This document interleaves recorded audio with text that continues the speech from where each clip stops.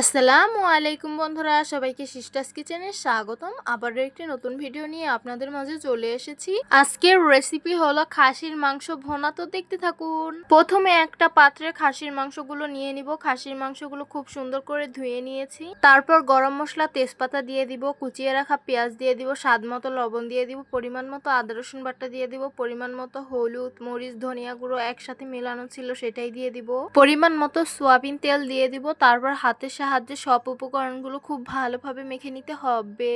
ততক্ষণ পর্যন্ত মাখতেই থাকবেন যতক্ষণ পর্যন্ত পেঁয়াজ মরিচের আলাদা একটা ফ্লেভার না আসে। যখন পেঁয়াজ মরিচের আলাদা ফ্লেভার আসবে তখনই বুঝে নিবেন যে মাংসগুলো খুব ভালোভাবে মাখা হয়ে গেছে। মাংসগুলো খুব ভালোভাবে কষিয়ে নিতে হবে। আমি কিন্তু মাংসগুলো অফ ক্যামেরায় খুব ভালোভাবে কষিয়ে নিয়েছি। এখন পরিমাণ মতো ঝোলের পানিটা দিয়ে দিব।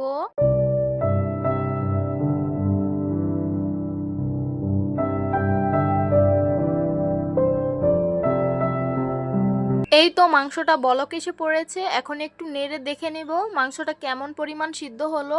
মাংসটা আমি অনেক ভালোভাবে কষিয়েছি, সেই সময় মাংসগুলো কিন্তু সিদ্ধ হয়ে গেছে, তাই আমার মাংসটা হতে বেশি সময় লাগবে না। মাংসগুলো কিন্তু হয়ে গেছে। আপনারা চাইলে জিরা গুঁড়ো বা শাক বাটা দিয়ে দিতে পারেন, আমি কিছুই দিব না। এখন নামিয়ে পরিবেশন করে নেব।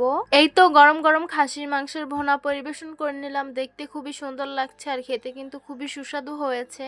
তো দেখতেই পাচ্ছেন কালারটা কতটা বেশি সুন্দর এসেছে আর মাংসগুলো অনেক বেশি সফট হয়েছে।